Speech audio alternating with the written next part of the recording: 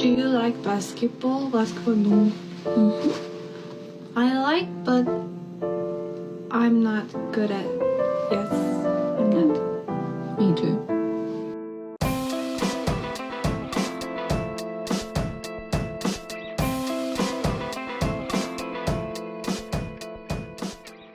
Hello, everybody. Welcome All right, back. guys. So what you're seeing on your screen is a Noah Penda pull-up 3, and so Is he gonna now do we're that in the NBA? now we're back. I mean, hopefully. Hopefully. You know, I went to bat for you. I went to bat. My girlfriend is at a movie right now. What? Where did I go? Okay, how do I? Are we? What are you messing with, dude? Are we gonna? Have to... Was the Noah Penda gimmick really worth I thought we mastered it. You're so fucking stupid. Oh. How do I make this? Oh my god. Again? Okay. Grid. Okay. All right. We're back. I said I went to bat for you because my girlfriend went to a movie at 3:30 and she said, "Oh, you'll definitely still be recording when I get back from this movie." And I said, "No, because we're about to start recording right when you walk out the store." And I did not realize that you had an hour and a half work of processing these phone calls to do before we got started. So she'll be home in about 20 minutes. I will absolutely still be recording this podcast, and yeah, I'm looking forward to it. Do you have any more Penda highlights, or just the one? I have just the one, but I mean, did you like it though? Because we could watch it again if you want. Yeah, he's big. How tall is he? He's like 6'9", Okay. 6'7", 6'8", and he's thick. 6'7". Nice. All right, and now guys, watch how fast we're gonna clap back to the normal. Woo! Tech we're guys, back. tech Alrighty. guys. This is a You know what game that changer, deserves? everybody. You know what that deserves? What? All right, he's Is it- got some kind of plans. I don't know what they are. Well, I mean, I clicked on it. Is it? There we go. all right. Let me turn it down though. All right. Woo! All right, don't worry, we won't be soundboard guys. But today, well, wait, we still have time before we get into the calls. But today's going to be a phone call episode, everybody. Mm-hmm. We have voicemails that we're going to. A lot of people on the Patreon pointed out that we have not the lobbyist requests. That's like 40% of why you would subscribe to the Patreon, theoretically. No, it's 10%. We haven't done the that. episode's 90. So. Okay. Well, still, we haven't done it in and like the camaraderie 3 weeks, is 10. Yeah. We're above 100. Okay, yeah, 112%. 10% luck, 20% skill, 15% concentrated power of will. I've been have you ever seen Red Eye? No, I almost watched it the other night because it's on Netflix, right? Yes, it's on Netflix. It's 85 minutes. I would suggest watching Ooh, it. 85. It is very much like just a sit down, throw it on, and have a good time kind of movie. It was so sick. I watched a Rear Window inspired movie, A Woman in the Window, I think it's called, with Amy Adams, the creepy kid from White Lotus, you know? Which season? The season 1, I think. The like gamer kid who like didn't want to do anything. Okay, all right. He's got something odd about him. I think he has a negative wingspan, even though he's not very tall. He is giving, 5-foot Desmond Bane. Well, yeah, I would assume is he probably like my height, but I feel like he's got like -3 or something. Yo, the brother from Hannah Montana is also he has Jason a negative Earl? wingspan. Yeah, to me, his measurables are not great. Yeah, there's just some people, and I'll tell you what, guys. What's her name? Laura from Cat's Eye. I'm thinking plus wingspan. I don't even know what that is. That's an American K-pop group, and they're Okay. new on the scene. Don't get it twisted.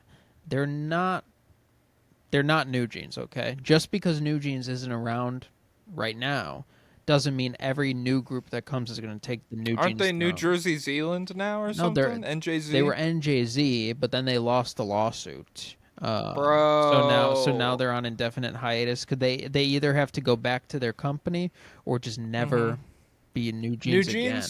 New Jeans, come on the pod. I got some business ideas for you. First and foremost, we're getting a barge. We're going out to international waters, and we're performing as New Whoa. Jeans out there. No, it's like pirate radio.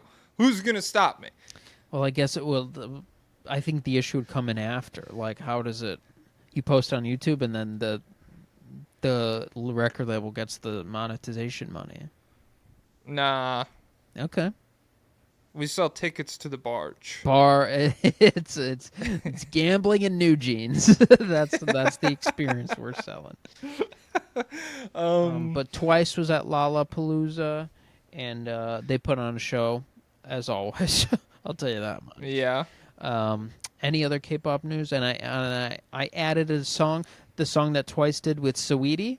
You can hop up in my car. It's pretty good, everybody. Okay. So add it.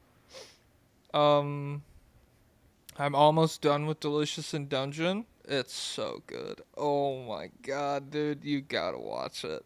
'Cause like the whole season, I thought was gonna be going one direction, but then they accomplished that goal like halfway through the season, and so the And whole then it was back 5 half seconds of summer.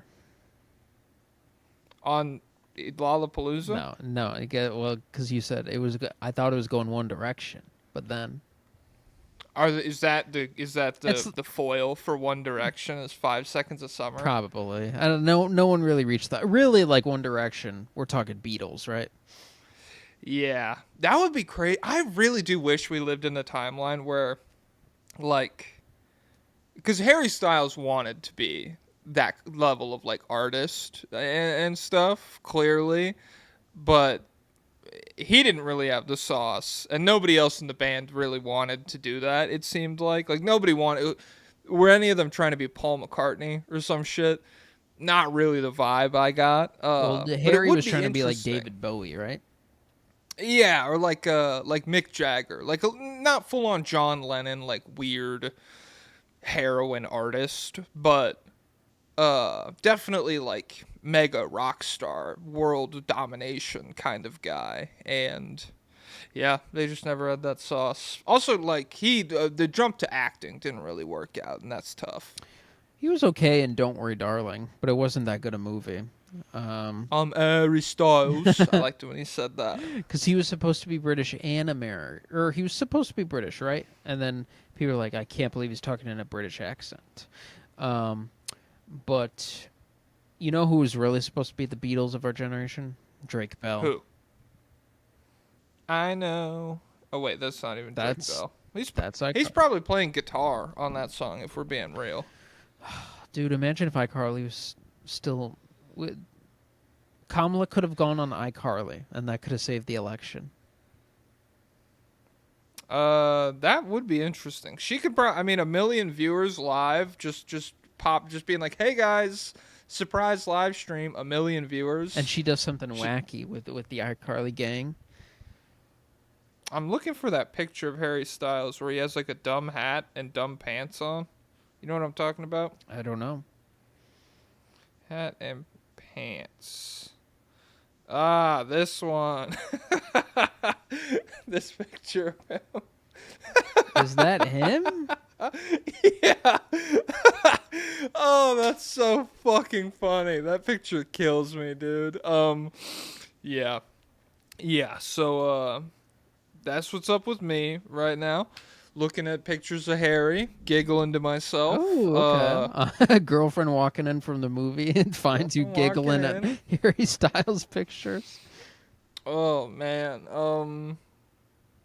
And other than that, I don't know. I'm ready to get into these fucking phone calls. Watching Delicious in Dungeon, watching Red Eye. Maybe I'll watch another movie tonight. Have you seen Brokeback Mountain? No. I was thinking about watching it soon. I saw Bill did tonight. a rewatchable. I know. I'm easily influenced. And first of all, I think the guy he did it with, yeah, he has to be gay. Because he kept talking about like how. Oh yeah, Wesley Morris. Yeah, he is. I don't know about Wesley Morris, but I thought it was gonna be in much worse taste than it was. But Bill, he landed the plane. He landed. It was a good listen. I don't know if you saw the tweet. He had an analogy where when the movie came out, Oh yeah, the it was Jaws. yeah, you knew that they were gonna have sex the way you knew there was a shark in Jaws, and so it's just like, yeah, when's it gonna show up? Oh man, I'm scared. This is crazy. But yeah, it's a great movie. It's one of the best movies ever. Oh man, I haven't seen it in a long time though. I don't usually watch just straight romance movies like that. There's got to be something more for me, like tennis and techno music. Well, it's I would say it's like, it's romantic, but it's more about the things that keep them apart. And so it's not really a story about like how they fall in love. It's more like tragedy. Sounds like a Jujutsu Kaisen Hidden Inventory ripoff. Whoa. I thought you go, sounds like a Jew, and I was like, oh, okay. Honestly, I could see some parallels there. I don't know. Jack Twist is definitely Gojo. I would say that's a guy's name, Jack Twist. Yeah. Oh That's my God, great. Jack Twist. That's Twist. That's such an anime name or like superhero name, Jack Twist. Jack Twist. He's Jack Twist. He falls in love. Is that Jake with Gyllenhaal? Ennis Del Mar. Yeah. And Ennis is Heath Ledger, and they're fucking goated. It's so good. Oh my God. No, well, careful when you say goated, and you're not talking about Gojo. Jack Twist is pretty goated. Come on, dude. Come on. Because, like, he's just sitting around a campfire eating beans, drinking whiskey. He's a classic cowboy. Gojo couldn't do that? No, he's too girly. What? No, Gojo has swag. I mean, he has swag. Gojo could not be a cowboy. He could be a cowboy. He could be a... He could not be. They have to, like, touch sheep and stuff. He can't do that. Because he touches it with the infinity, bro. He's soft. Gojo has soft hands. He could not be a rancher. Haven't you seen him play basketball? He's naturally good at everything. I mean, I guess, but, like... That doesn't mean he would, like, want to do everything. He'd be like, ew. That's, yeah. I don't know. Because I don't know. He's an interesting guy. Wish we had more background on his childhood, but oh well. Screw you, gay. Nah, fuck you. I've been watching Cities by Diana on YouTube. I'm a new big fan. You know her? What's that? She just does a bunch of, like, urban... It's not even, like... They're really just videos about cities, and they're kind of like video essay-ish. Cities by Diana Trans is the first thing that comes up. Well, yeah, she is. When I Google the name. She, on YouTube, she did a video about everything closing down early, and she does videos... What else? I forgot, but she does videos about... Closing down early how? Like, remember how... We used to have things that were open 24 hours, and then after the pandemic, everything stopped. Bro, that was the craziest thing about Europe, is like, I'd be walking home at like 11:30 or whatever, and I would feel like I was going to bed at like 7 p.m. Like the vibe was just like, you're going home already? What's happening right now? I'm meant to be there. I'm meant to be somewhere where people don't wake up till 5 p.m. So, hey, I think that's based. I think that's sick. Would you be into the like Sweden and stuff where the sun doesn't set till like 11?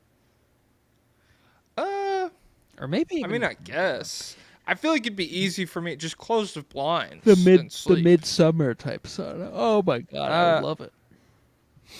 Yeah, I feel like the pickup basketball scene should go crazy, but I don't know how big it is. It'd be okay. Because who do we have? Yeah, we have Markkanen from Finland. Mm-hmm. Is there anyone else? And then Norway, Sweden? Not really. No, I don't know. I'm sure there are. Oh, the guy in Midsummer's name was Pele, and we have Pele Larson.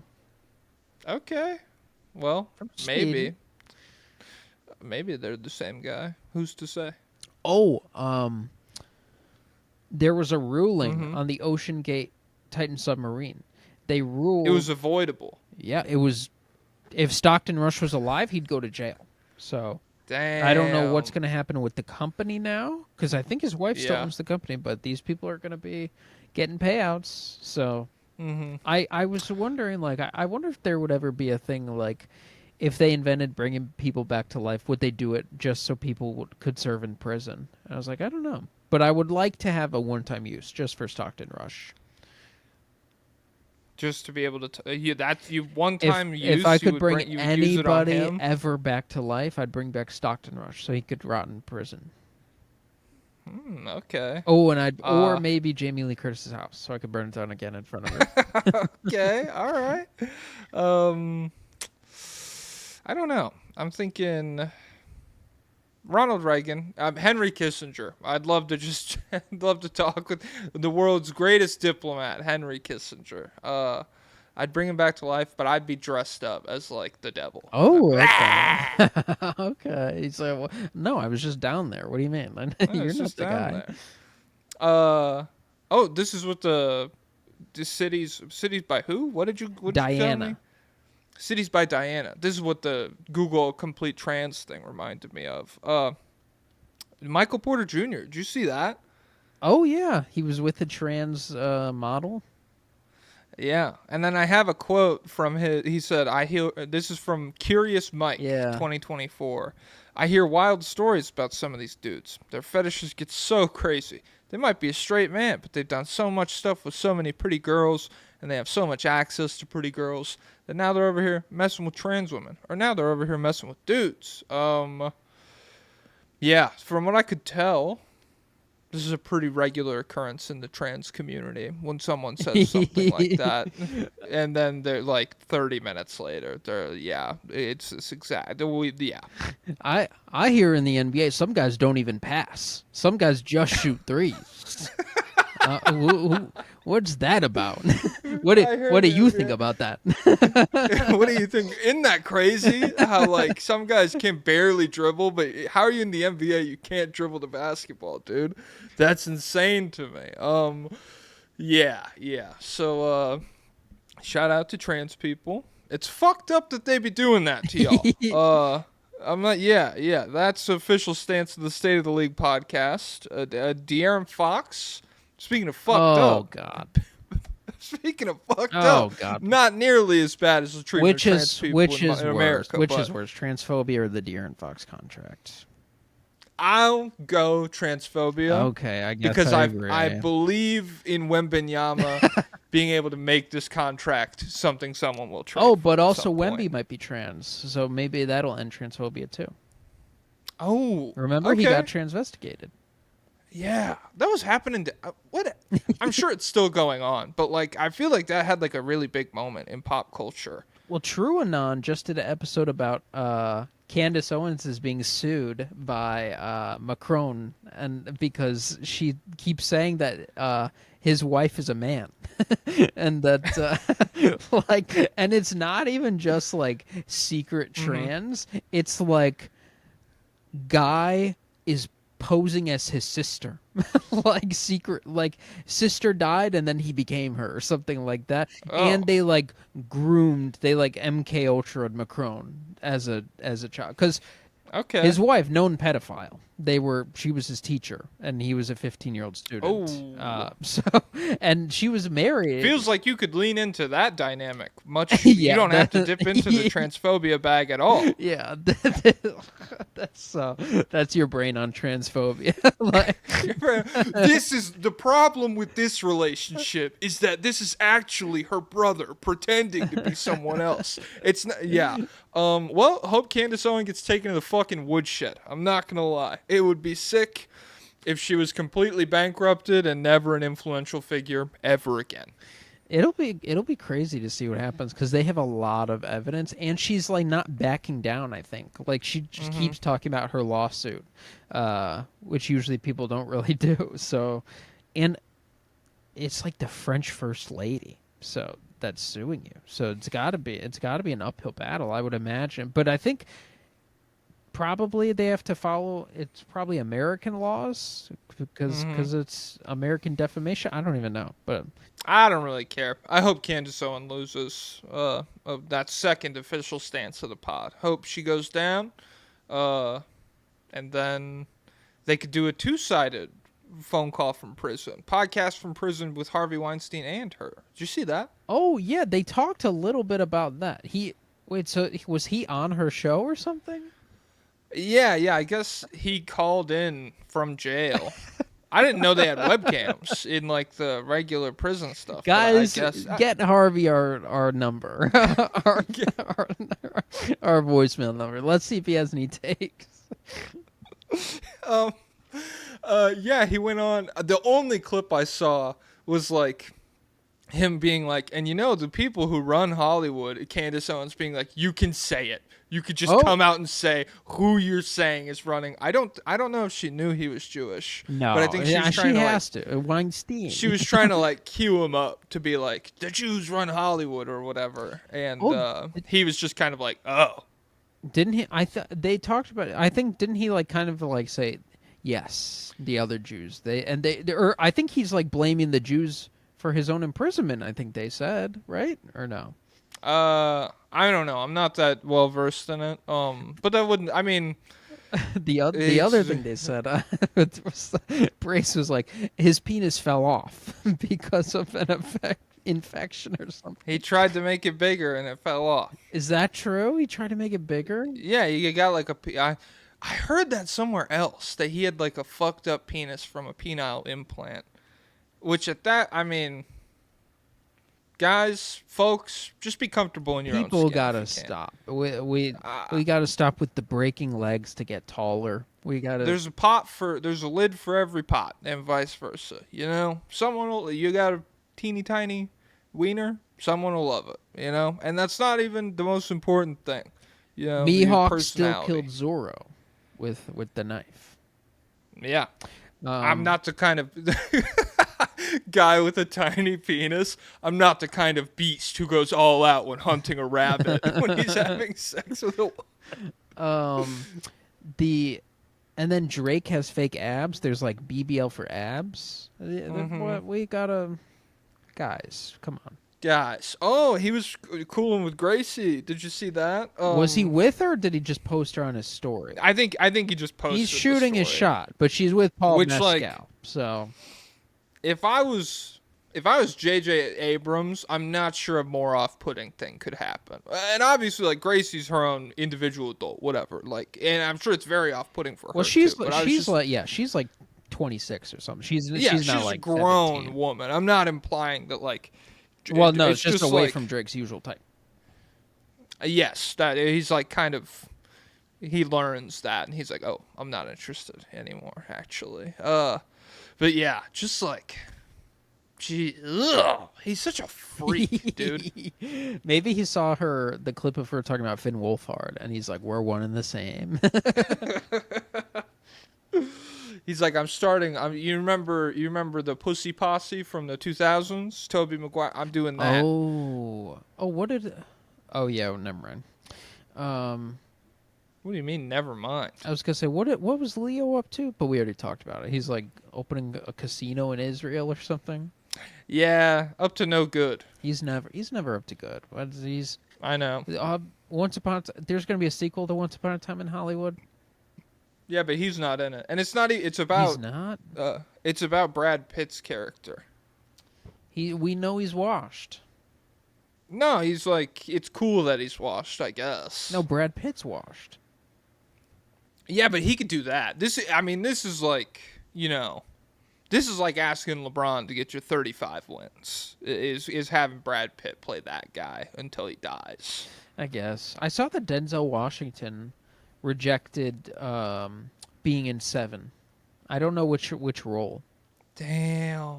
But that would have been. He said it was too demonic, and then he regretted it. It is scary as shit. It's a pretty off-putting movie.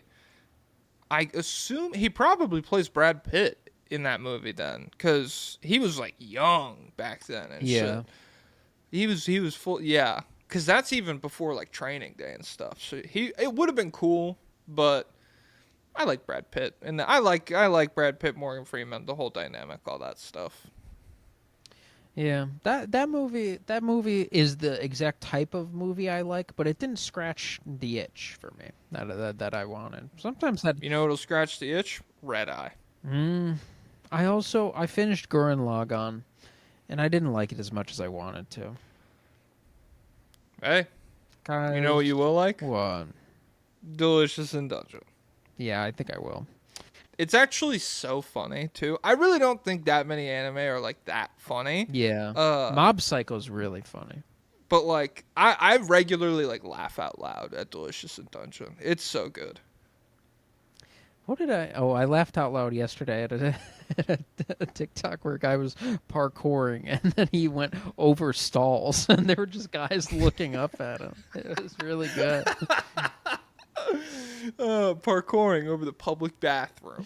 Oh, I also watched. I watched half of a documentary that I've been waiting for years to come out, and I guess I just missed it. And now it's on YouTube for free. What is it? It's called The Revolution of Our Times, and it's made by the Hong Kong protesters from 2019. And it's showing all their stuff. I was getting, oh my god, if you inject me with Superman powers last night, there wouldn't be a cop left in America. I'll tell you that much. I was getting so upset watching it. It's crazy. It's crazy what they get to do. And they like there was even one part like all these bootlicking older guys who like side with the police and whatever, and they're like anti-vandalism, anti-protesting or whatever. You're just not doing it the right way. You're not going about it the right way. Yeah, they essentially like ganged up to like beat up protesters, and the cops just like let them go, and they were like attacking media. Like they just like straight up they were recording with their phones, and it's just like we're attacking you, we're hitting you. I mean, yeah, the second police face any kind of resistance, regardless, you could be like, it's me, mega Hitler, but I'm gonna beat up this 15-year-old kid with a picket sign.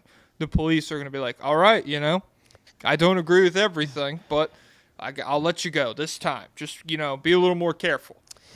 Yeah, but the stuff the protesters were pulling off was crazy. Like, they had Telegram channels that they were communicating with like over 10,000 people. They had jobs. Like, there were drivers. There were people, like, who stand at the front and shield from tear gas. There were people at the back putting out tear gas. There were paramedics.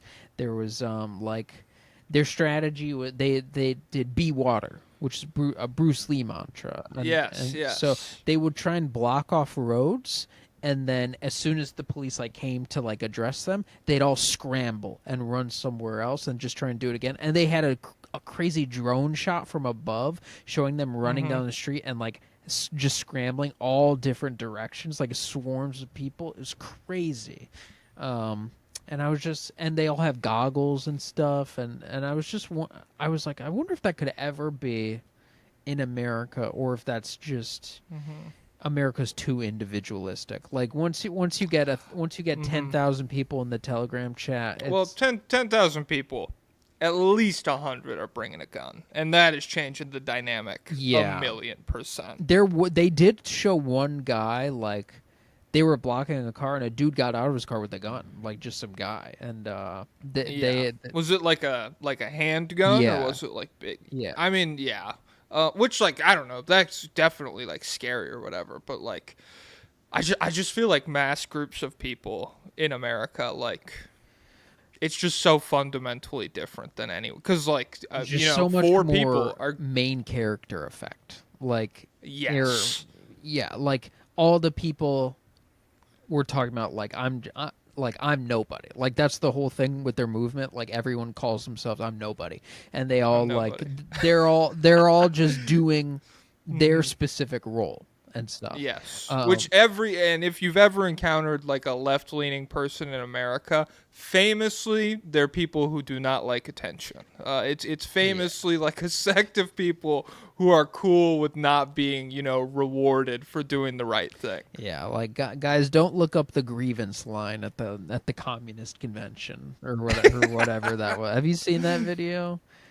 No. It's just like people going up like, guys, can we be quiet. Some of us have sensory issues, and then it's like another person goes up after the. Oh, you have sensory issues? I can't digest wheat, okay? So get your bread away from me. Another person goes up after, and they're like, "Stop saying guys. We need gender neutral referral terms. Do not say anything that could indicate anything." And it was just people going after and after. It's like, come on. I mean, Which, like, fair. I say folks. That's why I say folks. But at the same time, 10,000 police outside. Maybe, it was just very stereotypical, like what Portlandia or whatever would have. It was like the libertarian convention moment for communists. What? I'm toasting my own damn toaster. I would like to see some terms that could maybe do. Boo!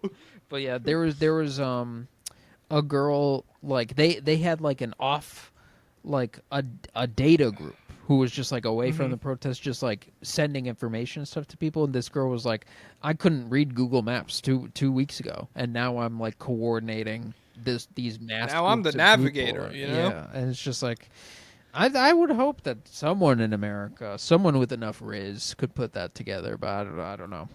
Yeah. What was the name of this? Let me write it down. Revolution of Our Times. It's on YouTube. Revolution of Our Times. This is a real testament to how lazy I've been lately. New laptop, like 4 weeks ago. I'm not signed into a single streaming service on this thing. I've been watching everything on my iPad. And so if it's on YouTube, I can watch it on my laptop then.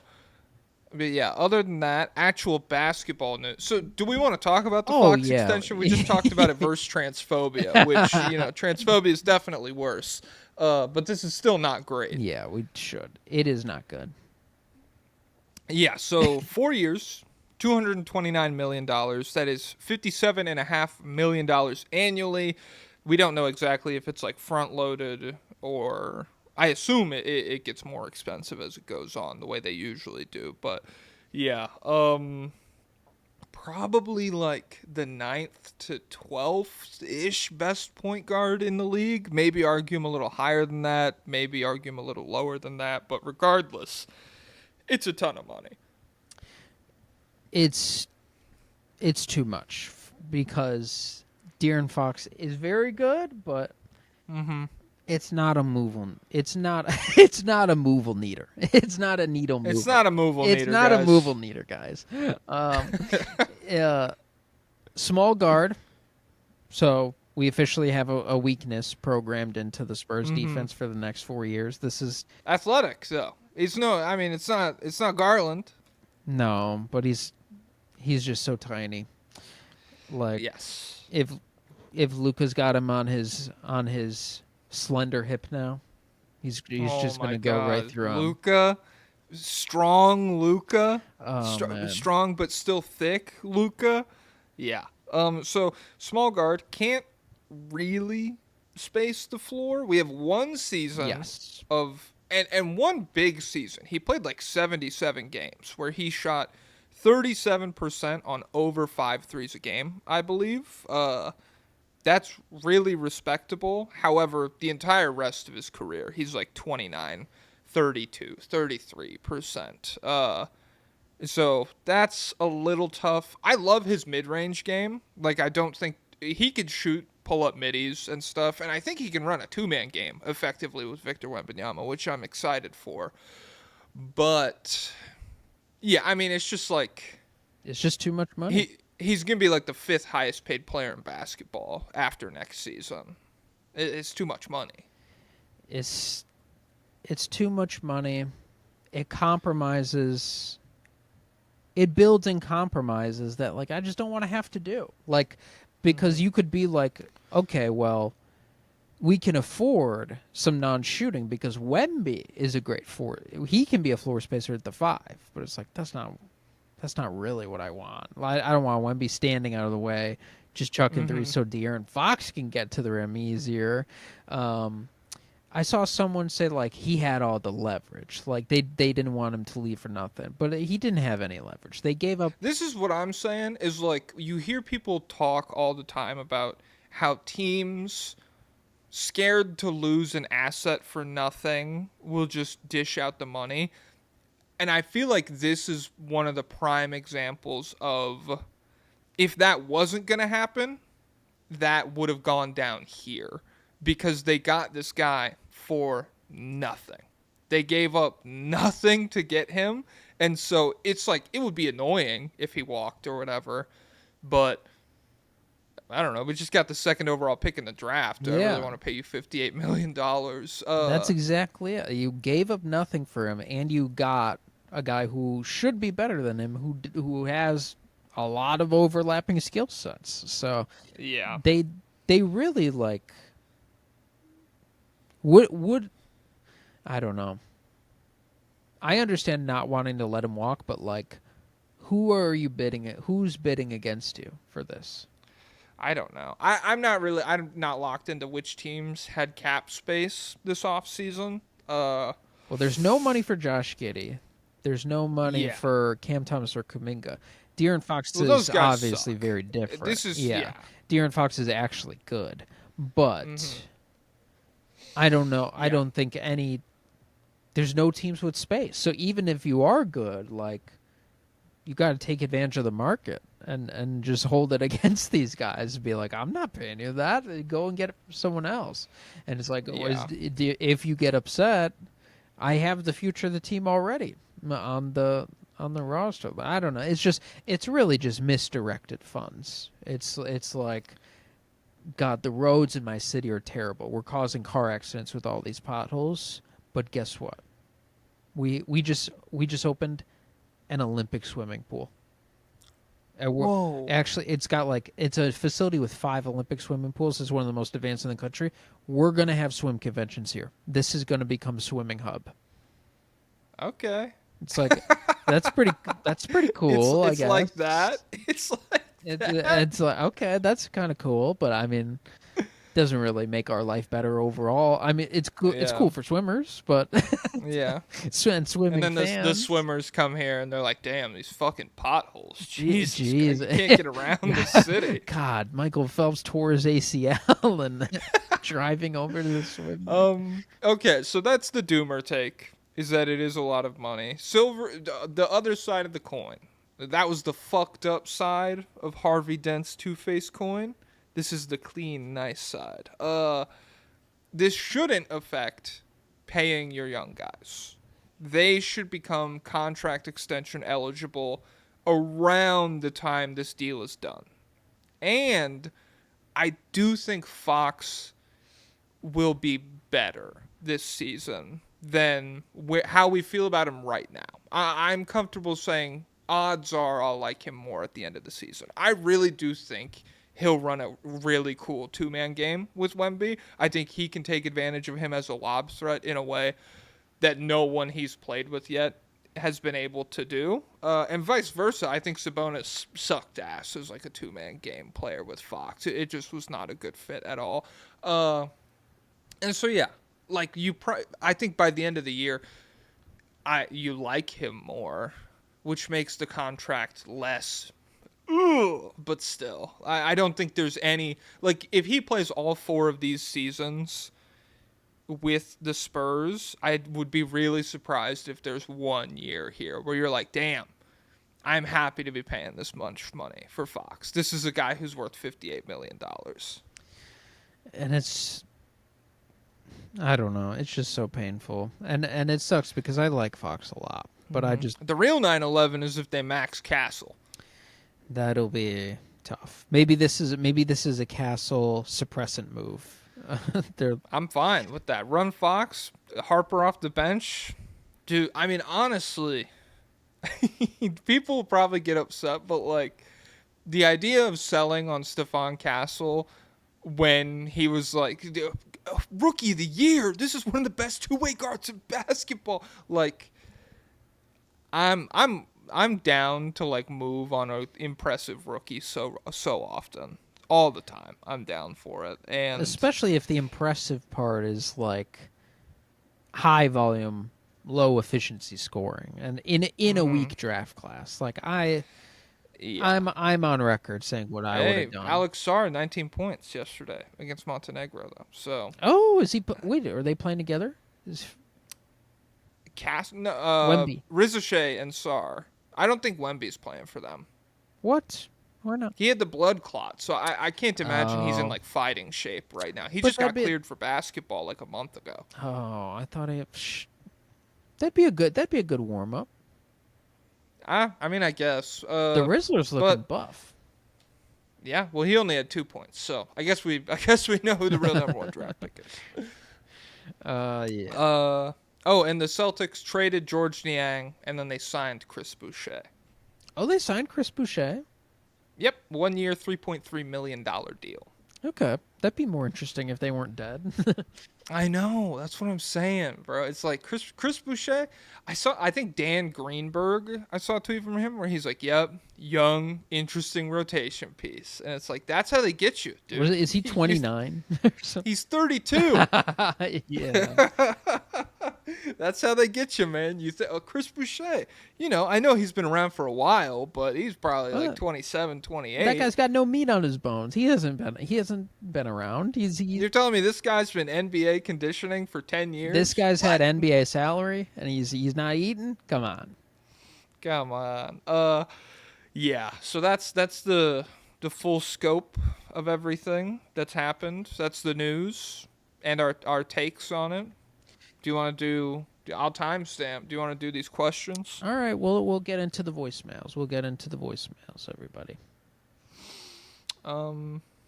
God, I had like a cartoon grocery list the other day: milk, eggs, apples, bread. Oh, I'm bringing this to Da Vinci for him to work on his painting. That's what you sound like. Okay. Yeah, the classic trope of Da Vinci eating milk, eggs, and bread. I guarantee you he was doing that. Yeah, that's like 90% of human history. Oh, whatever. Oh, bring this to the Pope right away. Oh, George Washington, I have your milk, eggs, and bread here for you. All right. What's the fourth major city? No. All right. Voicemails. What's the fourth major city? Freaking Lincoln, Nebraska. Nice. Timestamps. Go Huskers. Timestamps. 42 minutes, let's call it. Alrighty. Voicemails start. All right, guys. If you're unaware, patreon.com/state of the league, usually you could do lobbyist requests. We'll talk about the shit that you say on here. We hadn't done them in a while, so we opened up the phone lines for people to call in and officially be a guest on the podcast. That we have, how many we got? 15 voicemails from people voicing concerns and questions. They range. Some people have insider info for us. Some people have concerns. One guy called up, played the Pau Gasol How to Save Your Life, and just breathed onto the phone. I didn't add that one. Okay. Guys, that was scary. Please don't do that again. If you call about organizing a certain meetup, you don't make the show. Josh Lerman, Wait. Meeting up where? All right, voicemail 1 playing now.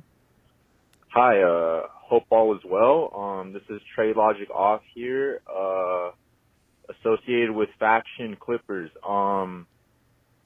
I just have a little theory that, Adam Silver I love this one. In cahoots with these streaming services, or at least Stream East, which makes sense for how garbage the, distribution of our lovely product of NBA basketball has been. You know what I mean? And I'm like, how are they staying afloat if everyone's streaming this shit? I mean, I'm not gonna lie, I'm a consumer and I fucking pay for League Pass, but I stream East. Even League Pass doesn't have all the games, so I have to use Stream East anyway, bitch ass. Fuck. But anyway, I called the actual New York line and everything for the NBA. I tried to get to Adam himself, but impossible. But sorry. I called the NBA hotline, the direct one, with my concerns about this matter and everything like that. Just the broadcasting issues, you know what I mean? The whole I know what you mean, dude. Like in Portland, how bad they're. I heard that it was good though. Actually, I heard that similar to Chicago. I heard they give out like free antennas and everything or something like that. But anyway, I was just complaining in general though about how like it's hard to watch all these games, dude. I can't watch a Sacramento Kings game to save my life unless I stream it illegally, which I'm totally okay with. And I called and I even mentioned in the call, I was like, in the voicemail, I was like, hey, I'm over here using the same streaming platform as LeBron. I'm not a whole snitch. I didn't name drop Streamies, but I didn't, mention. So wait till you're. I'm sure. Yeah, I'm sure you know. Anyway, ever since then though, I've been completely just console banned on Streamies. Nothing on my specific device. Girlfriend's iPad, golden. Mine, I really like. They banned my shit. Like Streamies canceled me after that call. So I don't know. I think Adam probably runs that shit, dude. Or yeah. I don't know, cause it makes sense, man. All right, I'm driving. I'm gonna let you guys go.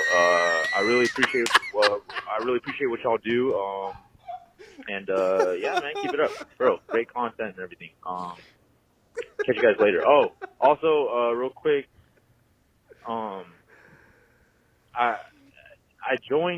made Trade Logic off. I downloaded Patreon just for you guys. I made Trade Logic off my name and shit. Thanks.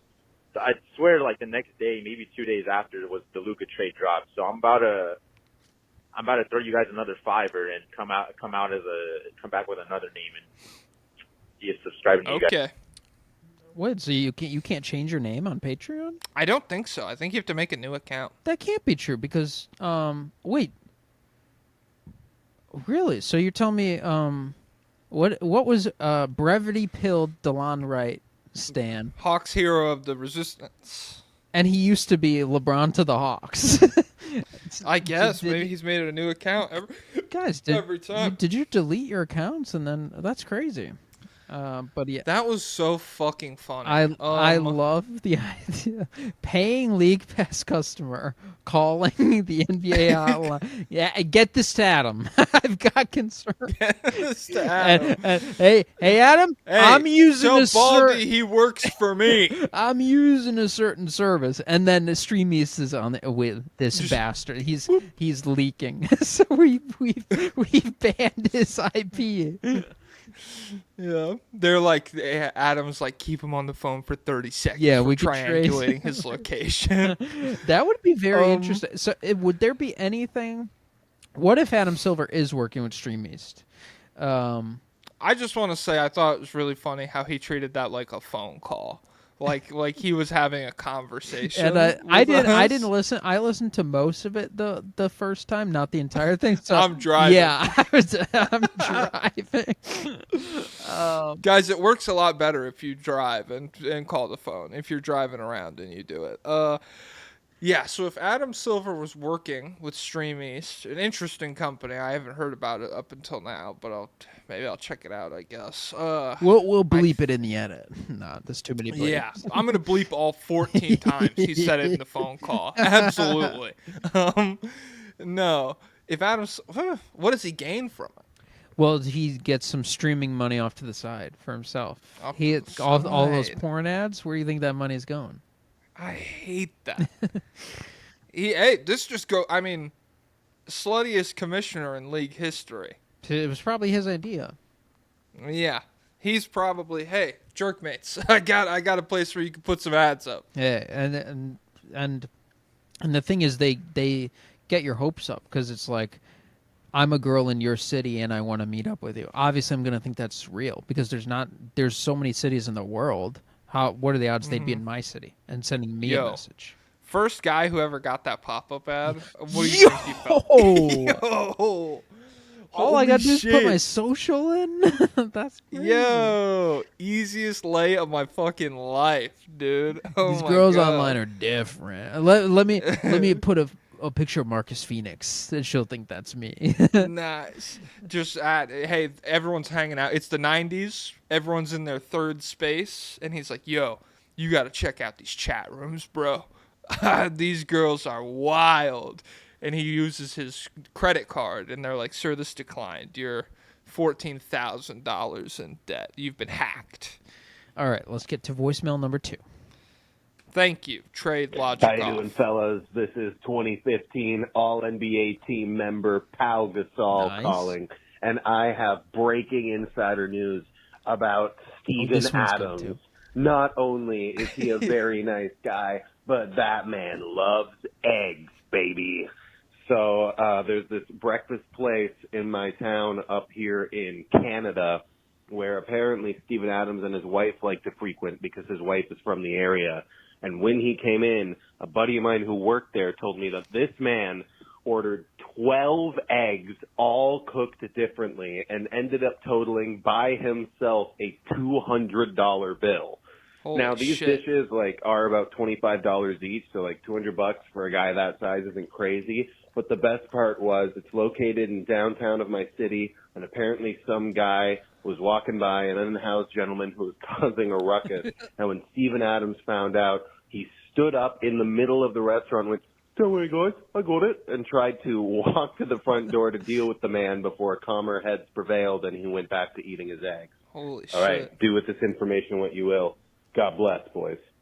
Thank you. Thank you. I'm incredibly I have to assume Steven Adams was going to kill them. Well, he would probably just pick him up and say, "All right, mate, we're going." Don't worry, guys. I got it. And then he's like 10% power, puts him through a fucking building. So Steven Adams might be secretly right-wing, right? Like, was there No, I think he was exonerated. If we're going off, we believe everything that we see. Or something, right? Or no? So I swear this broke down. We got one comment on YouTube, and then another guy on Patreon was like, I went down this full rabbit hole that the first guy was describing, and it was bullshit. It was not true. Okay. I hope so, because I could kind of see it. Like, secret New Zealand right-winger. I have no idea what they're thinking down there. Yeah, because I just feel like, well, taking away freedom. With his well, it's because they sound so chipper no matter what they're saying. Yeah, COVID. And so with like a Southern guy, you bring up the BLM riots to a guy from like Georgia, and the tone drastically shifts. It's like, I'd rather 5,000 people die than one window break. Yes, exactly. And so Steven Adams, 4% chance maybe that he's like I'll kill a homeless guy. Like I'll juice a homeless guy's What am I gonna let this small? I love this place. What am I gonna let woke Canada take it away from me? Yeah. So really, I'm worried he's like little Andrew Bogarty, who's become I think kind of a right wing conspiracy type guy. I'm not that worried about it. I think he's too cool. I really hope he's not. But as far as the egg stuff goes, so 12 eggs, 12 different ways. How many ways are there to make an egg? I don't think it was 12 different ways. Scrambled, over easy, okay, fried. So to me, the way he described it, 12 eggs, I was thinking like 3 eggs a piece. 3 scrambled, 3 fried, 3 over eat, like that kind of thing. You're thinking 12 totally different ways? I'm thinking every egg. Did he say 12 different ways? Here, let me go back to it.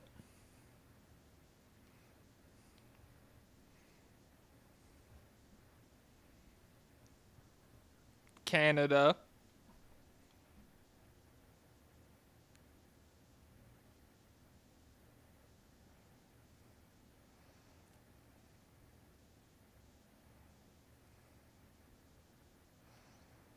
$12 eggs all cooked differently. So, yeah, it probably is split up more, because if it's like $20 a plate, how many eggs are we thinking at once? 3 a plate, 4 a plate? Yeah. So he's saying $25 a thing, 12 eggs, 3 per plate. That's $100 right there. Then we're going sides like sausage, pancakes, hash browns, that kind of shit. Yo, now I want breakfast. Damn, that sounds good. NBA players are. Do you remember? Oh, you didn't play 2K. There used to be like in 2K they'll have like anecdotes about players, and they used to have one about Bradley Beal that like whenever you play with Bradley Beal, it would come on during the game, and it was just about how much he eats. Like he eats like a ton of waffles or something when you go out to dinner. Like he eats an insane amount of food. Okay. I'll tell you what, it's got to be that's really the dream, to be number one, rich enough to where you could eat as much as you want and it will not affect you, and number two, you're huge and you're burning a trillion calories a day, so you have to eat that much. That's pretty dope. That's the dream. Yeah. All right. Steven Adams, good job. Good job not letting Steven Adams confront the unhoused. Either way, I think the interaction would have gone well, but it's probably a job for the manager of the restaurant. Voicemail number 3. Hello, this is Nico Town Square representing the Mavericks. And my dad does a lot of work installing shades and blinds at luxury apartments. And one time... Oh, by the way, I only read the transcript for this one, I thought he said, my dad does a lot of shady work at luxury apartments. But I guess it's just... That would have been more fun. Damn. All right. Dennis Rodman walked into an elevator with him. And when they both got out at the same floor, Dennis Rodman asked my dad if the walls were also moving for him, too. That's it. Oh, also, Jack, you were completely right. LeBron should have won that tournament. That was a robbery and never should have. Yeah! Goodbye. Hey, I'm saying. Thank you, Nico Town Square. My first reaction, if Dennis Rodman gets onto an elevator with me, I'm going, oh my God, it's Dennis Rodman. So really, like, I'd believe any Dennis Rodman story. Like, if the anecdote is I was with Dennis Rodman and he was high, I'm like, checks out. Sounds good. Yeah. That's like the least. If it would be crazier if Dennis Rodman was like, can you help me? I lost my keys. Can you help? My room key, like a normal request. I locked myself out of my room. Can you help me? If he's just like, yeah, I'm fucking baked right now. It would be epic if he was like FaceTiming with Kim Jong-un and he was like speaking perfect Korean. Dennis Rodman stuns an elevator with perfect Korean. Dennis Rodman stuns Grand Leader with perfect Korean. Yeah, I mean, that makes sense. Shady work in luxury apartments. You run into some interesting people, I suppose. Hey, and Dennis Rodman, I'm sure he needs a lot of shades to when he gets block out all the haters. Activities. You don't want to stun. Remember that kid from Vine? Blocking out the haters. No. He had spoons on his eyes. Not really. I guess he's like super Christian now. Is it Lohanthony? No, it's like he was a chubby white kid. I think he's skinny Oh, now, I know that kid. And then he was like anti-union. Gosh. I'm pretty sure he was, like, when the writer's strike happened, he's like he like did an ad or something. No, he looks exactly like that guy. I remember what guy you're talking about now. That's not the same guy? It's a different guy. Yeah, it's like almost the same guy. Oh. Wait, the Vine kid's lost weight, right? Yeah. Oh, whereas okay. that guy, he's still... Yeah. And no shame. Like, I'm not trying to body shame anybody, but he's still a chubbier guy, I believe. Yeah. It's fine to be fat. It's not fine to cross the picket line. It's great to be fat. I mean, some people say. I mean, historically speaking, you're probably like... You're probably like the richest guy, biggest guy in town, richest guy in town. Oh, what does he say in Game of Thrones? Gods, I was strong then. Gods, I was strong then. I've been getting... Wait, what did you say? I've been getting hella Game of Thrones fan art on my Twitter, and everybody's it's like young Robert Baratheon, and he is so handsome. All right. Hey guys, number 4. First off, moment of silence for Jesse Edwards being waived by the Timberwolves. Probably the worst player I've ever actually seen play basketball. Moment of silence. All right, don't say it, dude. Okay, but the good news is that he got waived for Johnny Juzang. Pretty cool, honestly. I unironically really like this move as like a shooter off the bench. I think it would be really cool. I don't know if he's actually going to play, but I think this is ultimately the first domino to fall in freeing Ice Bryce from the Jazz in order for him to go to the Timberwolves where he can be truly unlocked and win a championship. Okay. Can you imagine TJ Shannon driving down the court on a fast break, 100 miles an hour, him and Bryce on the 2-man, and then he kicks out to Bryce in the corner? Oh, boom. What a dream. Easy money. Oh, what a dream. How does the Timberwolves signing Johnny Juzang ultimately mean Bryce ends up on the Wolves. Yeah. Okay. Bye, virtual best friends. All right, I'm not your friend. Don't call me that. I don't know, because Johnny Juzang was in front of Bryce. Like, he was interfering with Bryce minutes. Mm-hmm. So I don't know if I went to a Wizards game where I was like, I hope I see Bryce go off tonight, and Johnny Juzang had 25 points. I remember. I'm telling you, the Jew took Bryce's minutes. Whoa! That what Johnny Juzang? Hey, his words, not mine. To me, he's just Johnny Juzang. I call him the Zang, honestly. The Zang. Yeah, Zang. Yeah. So R.J. Lewis Jr. or R.J. Luis Jr. I don't know how. I've only seen it written out. He was the guy who was traded for George Niang. Damn, that would have been good. Niang and Zhang together. But we've had two guys liberated from the Utah Jazz depth chart in the past, couple weeks. Honestly, past 3 or 4 days, I believe. And so maybe Bryce is the next to fall. I just don't think. I would hope so, but I think it's. I think who runs the Jazz right now? I'm tweaking. Danny Ainge, very much like a nothing ever happens kind of GM, and that would be a thing. And it's happening. Austin Ainge now too. Yeah. Yeah, the Austin Ainge didn't draft Bryce. The regime that did draft him didn't care about him. They said, we drafted him in 28, we had him 18 on our board. They didn't care about him. And then, not a great sign that they drafted Walter Clayton, and wasn't there one other? Or was it just Walter Clayton? I don't know. You're the draft guy. I don't know. But as far as the Timberwolves go, I think if you wanted Bryce, you should have struck earlier, to be honest. Because after the season, it might be too late. Because more and more people are catching on, guys. Hoop Venue tweeted about Bryce Sensabaugh. Mike Ribanoff is posting search queries that show Bryce Sensabaugh is off to one of the greatest shooting starts to a career in NBA history. And these guys don't even know. They haven't even seen the mid-range creation ability because it's been shunned. So I don't know. If the Timberwolves want to strike and get Bryce, they got to do it fast. I'll tell you that much. So. And they could use the shooting. I'll tell you that much too. Next one. Next. This is our tourist Cardi Showers, which is important announcement for the sake of the league.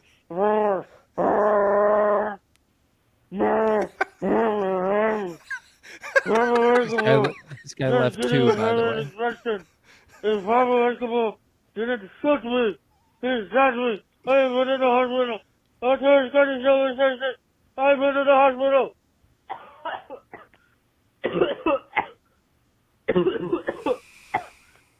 Our tourist Cardi Showers. Next one. And then I think it's like 25 seconds of silence. So yeah, and then he then he called back and left the same message, but more condensed, 30 seconds long, but it didn't have the cough. So I didn't. Thank you, Arturas Karnisovas. And I'm honestly shocked you could dial. Yeah, I know it's not him, dude, because he wouldn't be able to. He'd hold up a phone. He'd say, "Oh." Yeah, we didn't put an open request for handprints on cave walls. Yeah. Voicemail number 6.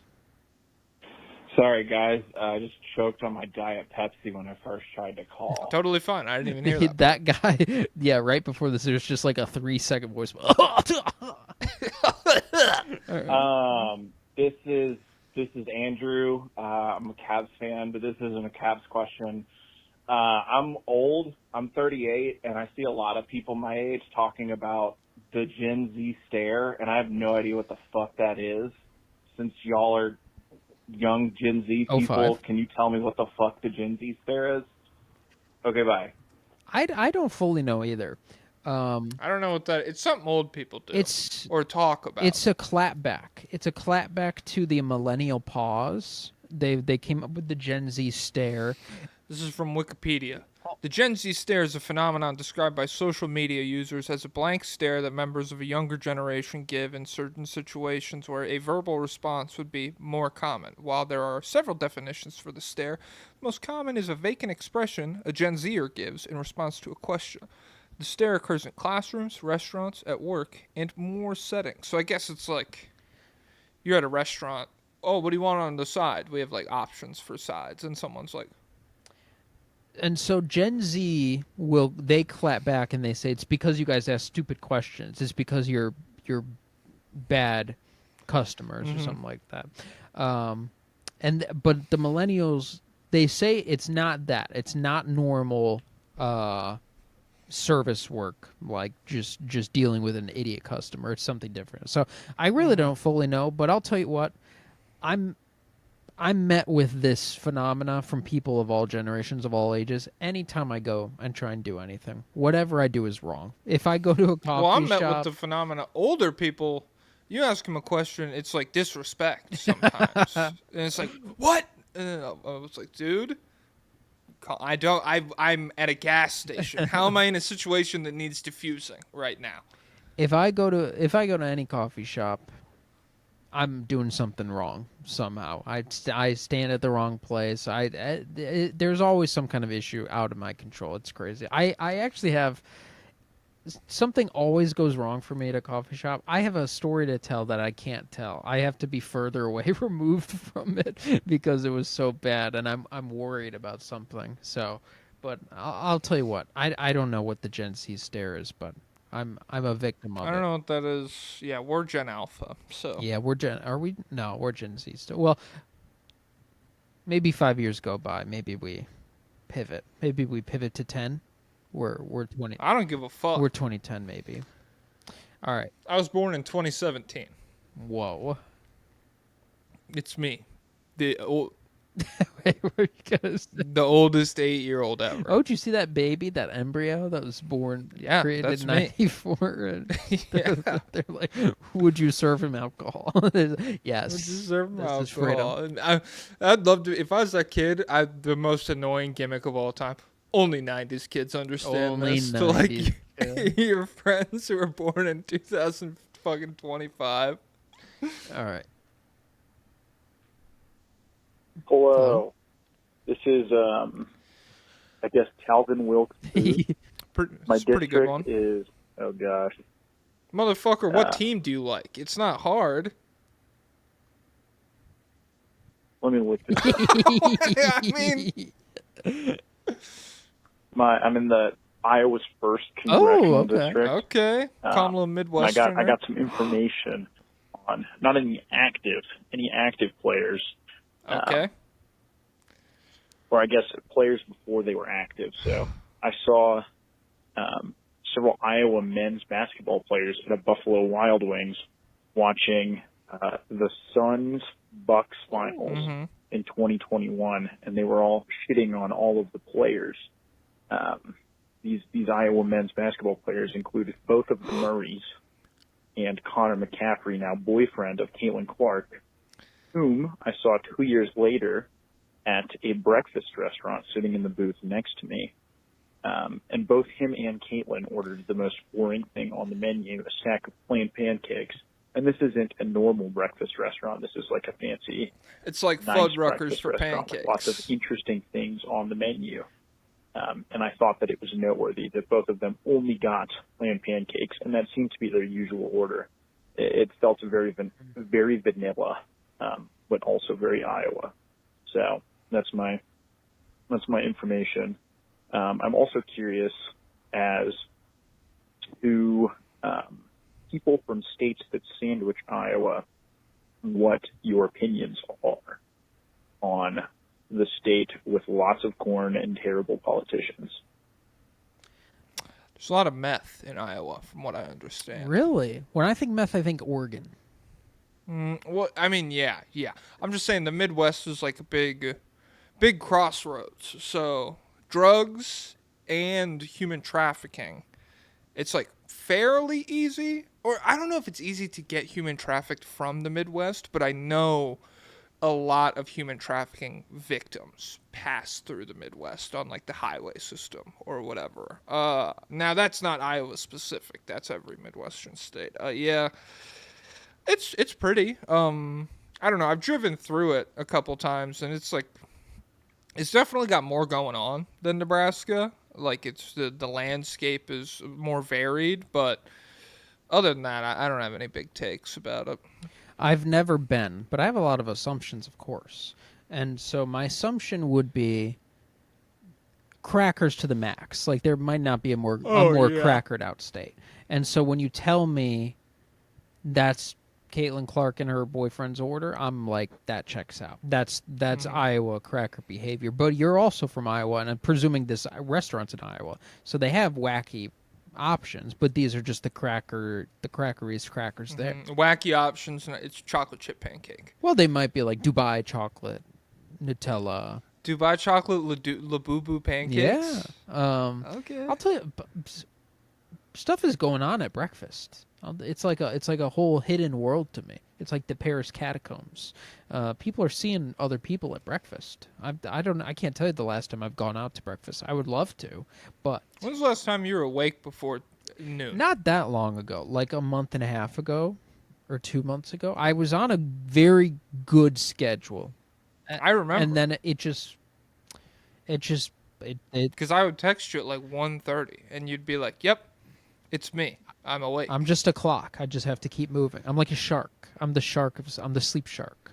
But I'll tell you, that also checks out with Caitlin Clark for me, because she said that she was happy to be drafted by Indiana because it's like she doesn't want to be in a big city like LA or Chicago or anything like that, and I'm like, I understand not wanting to be in LA and Chicago, but going from Iowa, Des Moines to Indiana and being like, this is my comfort zone, and then going and ordering plain pancakes and dating your right-wing basketball boyfriend from the same school, it's just like, for someone with such an adventurous game, from someone who's pulling up from half court. You're telling me this person is making those kinds of passes? It just doesn't add up. Come on.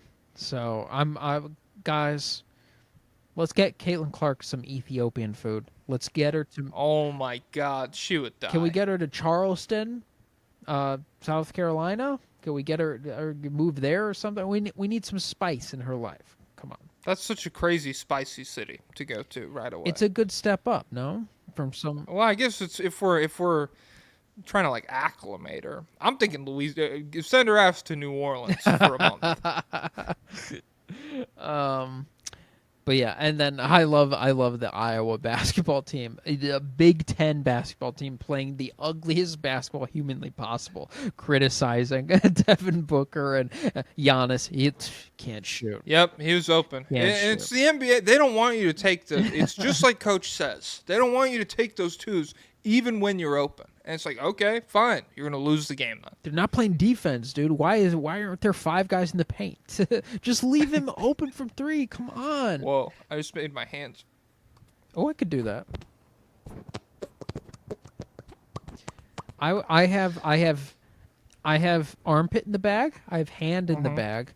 I have my leg in the bag, like behind your knee. Is that it? I went to school with a special needs kid, and he used to be able to like close his hand up like this in a fist, and he would be able to take his finger and like smack it on the gap between his middle and his ring finger, and it sounded like a firecracker was going off. It was so loud. I knew a kid who could do a fart noise with his eye. Oh. I like mine better. I don't want to see that happen. Also, some kid did you know any flipping their eyelids kids? Yeah, definitely. That's messed up. That was like demonic. Don't show me that. The kid who did do it at my school, he was a troublemaker. He was a big time troublemaker. I remember kids would do it and they'd be like, "You want me to show you how?" No. I don't know if you can teach other people. I feel like it's got to be something you know. How do you do? No, I'm good. All right, next voicemail. All right. It is JaVale McGee. Enjoy your hair. I thought it was just Bay Area JaVale. District. I once met JaVale McGee at New York Fashion Week in the summer of 2019 after he left the Warriors to sign with the Lakers. And I thanked him for helping bring 2 titles to the Bay Area. And he shook my hand and took a selfie with me. So that was really nice. Oh, my question nice. is, with Steph Curry suggesting that players should get equity in their teams, what do you guys think would be a fair way to determine when and how much equity a player should get in a team? Should it be based off number of championships they win in a certain amount of time with a team, how long they're with a team, all NBA selections? What would you do if you're negotiating the next CBA to make sure that the most valuable players get a portion of the profits that the teams that employ them are enjoying off the fruits of their labor? JaVale McGee, enjoy your out. Okay. Woke guy from the Bay Area immediately goes to labor. All right. It's like, dude, maybe you should work harder and buy your own team. And then you can have all the equity you want. All right? It is I don't know what so number one step, cut the owners out entirely. That's what I'm saying. Don't need that guy. I can just hire an accountant or whatever to handle everything else. Because we need the big barrier to entry here is no matter what, ideal situation that involves the owners still, I feel like the owners are like, well, I get 50% of the team or whatever. I own at least like half of it or something. Well, that's what it is right now, right? Like it's a 50% revenue split. Well, yeah, I mean, I'm thinking like it would still like any situation involving the owners, they still get the biggest piece of the pie, like a massive chunk of it. And so we need access to all of the profits to split amongst the players. And then at that point, I feel like you could probably incentivize it, tie it to all NBA, all defense, MVP, like kind of the way you can incentivize supermax contracts now. But I do feel like there would probably have to be like a time limit on how long, because like if it's just cumulatively every player who's ever played for this team has like it would just really dilute if you're like the Celtics or something and Bob Cousy's grandchildren still have his stake in the team or whatever. It's like, damn, okay, but yeah, so I don't know, it'd probably be like timed or something. Yeah, I don't know what this. I know the first solution is getting rid of the owner entirely, because all they do is use their money to hire other people to pay the bills and do marketing and stuff like that. And all these guys, they're so rich, like LeBron and Durant and Curry, they already have their own guys that they know to do that. They have their own business connections and stuff like that. So. De'Aaron Fox, yeah, put him in those combos. So I don't know what I'm sure there's someone smart who has put thought into these things can come up with answers for this, but I don't have any answers beyond. Yeah, we're not financiers. We're revolutionaries. We're not good enough to be part of the council to rebuild and determine the government going forward. All we do is destroy, and so we're willing to destroy Jerry Reinsdorf and Joe Lacob, and that's it. I'm not going to eat on camera. My girlfriend brought home popcorn from the movies. All right. Yeah. Voicemail number 9. Hey guys, it's me, Mao Zedong. Holy shit. Really, fresh off of my famous picture with basketball star Victor Wembanyama. Really honored to be in that one. And I don't know, this is not how I thought Mao would kind sound. of a question, but am I crazy for thinking that the Milwaukee Bucks are going to be so bad next season? Because I'm listening to all these, NBA podcast talking heads, and all I hear is, what if Giannis just scores 1 million points next year? What if he just goes crazy and the Bucks are actually really good? But I feel like the thing that people are largely ignoring is that he has been already doing that over the course of the past few seasons, and the Bucks have just kind of sucked anyway. And also, I mean, I keep hearing so much about this, but the East is so wide open. But like, if the East is so wide open, why should I like be betting on a team that has like undoubtedly gotten worse since last season, and everybody's getting older? Have they gotten worse? And they also have Kevin Porter Jr. Fair. Being paid by them somehow. Just maybe wondering if I'm going crazy, if I should maybe be, sent to the loony bin for this kind of thought that I'm having. But yeah. Okay. So I don't think you're insane. I think you've described your camp is one camp, and the NBA podcasts are talking head. It's like the other party. Nobody is really like middle of the road on the Bucks. I will say I think you've painted the opposition as a bit higher. That like Zach Lowe kind of has this take, but it's not like the Bucks are going to be really good. It's for the vibes around the Bucks, they'll probably be better than what the vibes are. Since they're shit, Dame tore his Achilles, we're paying all this money for Miles Turner or whatever. They probably they did get worse. Yeah, because they lost Dame. Dame was very good last season. But I don't know. I definitely think there's like some truth to this argument of now the only thing is Giannis. We're not worried about the two-man game. We're not worried about the offense. We're not worried about it. It's just like, Giannis, how much can you do for us on that end of the floor? That I don't think was like fully the approach last season, even though he did score a bajillion points and all that. So yeah, and I think the East being wide open, it does matter a little bit. I mean, the Bucks were like a 5 seed last year, with 2 of the 4 teams ahead of them being probably out. Well, could the Pacers be better than the Bucks? Do you think they will be? I don't know. And even if they are, it also becomes like a better regular season team versus better playoff team. I don't know. I guess it's a Siakam-led team. They do have a star still. But I would have to see him in action. But I'm not into the Bucks. I mean, Giannis is just like a constant, but like at the end of the day, it's 30 points, it's 10 assists at the most or whatever. I mean, if he averaged 10, that would be like crazy. And let's say he's 30 and 10, and every assist is a 3. 60 points. Not enough. Which, I mean, that would be like historic, like unprecedented historical production. Even then, it's like, okay, what's Miles Turner got for me? The Kyle Kuzma piece Turner's okay, really, but it's just Kuzma, it's Kevin Porter Jr. It's just, they got Gary Trent back, or they lost Gary Trent? They got him back. Crazy, like a minimum, I'm pretty sure. It's a good deal. It's just an ugly team. Except for my boy Giannis and AJ Green. Yeah.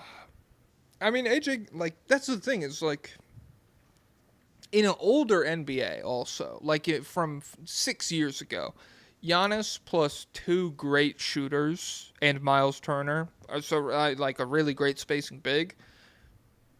In an old NBA, like that's crazy. That you could go, very far with that kind of a build.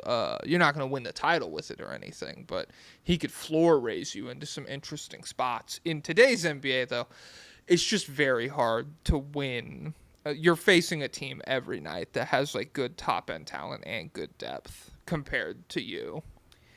Yeah. So in the East, if they do win, it'll be not really because you feel great about, not really because Giannis is going like 2019 Kawhi. I feel like it'll just be like, I don't know. It'll be more so that the rest of the East is ugly. But people ignored that during LeBron's years where he was playing the most disgusting teams, and it was like, well, this guy, he's still play going who's in crazy. front of you, pal. I don't know, but I'm not counting on them being good at all. So, yeah. Okay, next one. Hello, Pablo and Jackson. This is Shingun Lover 299 here. I'm a Wizards fan. And as an OG listener, yes, I remember the Ballmobile. Woo! I was wondering if we get any special rights, like potentially we could have a party just for the OGs at Pablo's house. I didn't. I didn't. That one is. Okay. What the hell? Right. You skipping Shangoon Lover 99? The last one got deleted, so. Wow. Shangoon Lover 299 OG listener, thank you for your continued support.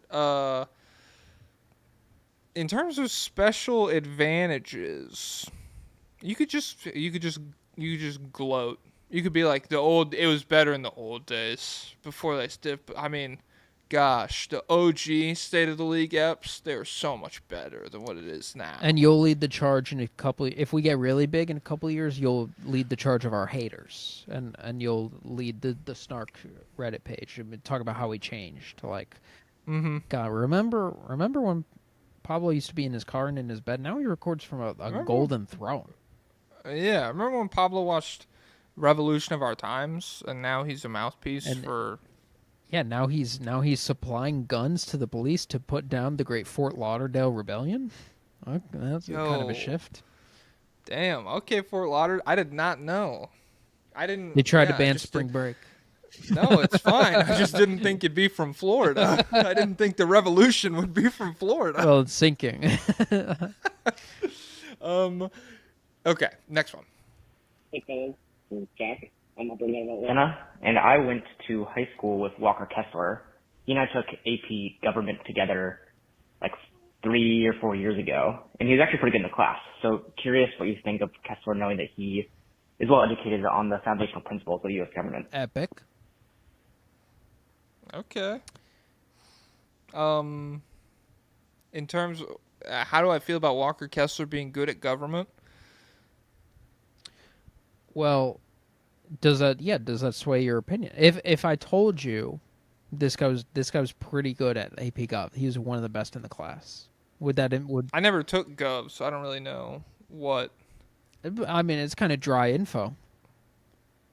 It's okay. I mean, it slots in pretty. Like if you told me he was really like a standout artist or something.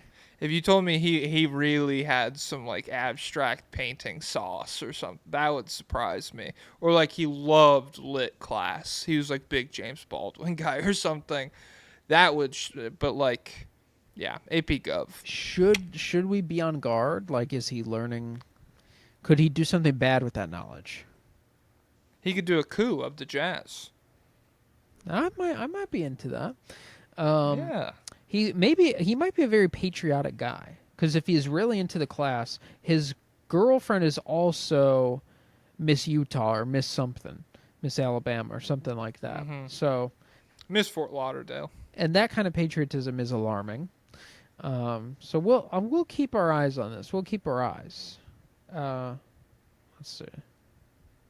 Oh, RFK's canceling $500 million in vaccine development. He's stopping it? Yeah. Okay. Well, what if... So, I know you're going to say that's bad, but do we know what it's going towards? Is it going towards new Olympic swimming pools? I have no idea. All right, guys. We'll wait and Which see. would you rather have? Well, where are they going to be put? Your town. Well, Chicago probably already has that. But let's say Fort Lauderdale. Okay. Now they have the ocean. The hub for swimmers. All right. I actually do think Indiana is like a big swimming state. And they have like... Well, in 49 states. Yeah. Oh God. It's just water. And the people in Indiana, realistically, like they should never touch water in their lives. That's how landlocked it is. But you bring the ocean to them, they'll swim. Hey there. My name is Will. I have been a subscriber for a minute or whatever, Patreon for a minute. Epic. I What is this nonchalant gimmick he's doing? All right, I'm a union screen printer, all right, and don't go after him. I know. I'm just saying he called. It's like we called him. He's like, shit. What's up, fellas? This guy actually does have a business venture for us. All right. We're a collectively owned company. Like me and three of my homies started it, and yeah. So I'm wondering. I'm based in St. Paul, Minneapolis. I'm wondering if you guys have ever thought about like doing a run of T-shirts to sell to your constituents. I think it could be sick, and I think we could do something like real easy and cheap. I could ship them out to you. I could ship them directly to your constituents if you wanted. I quit my job like a week ago, and this is what I've been working on since. So, I'm just cold calling. I saw your post go up, and I thought, fuck it, I would cold call. I'm sorry if this is annoying or just like not something you guys are trying to No, do. it's based that you're acknowledging that it's annoying. It counteracts it. You guys are doing this for fun. But yeah, cool. Anywho, Bucks, go Bucks, baby. Pretty what the hell? You're in Minneapolis. What? Bucks do everything that they do. But yeah, I don't even really remember what I was supposed to say here.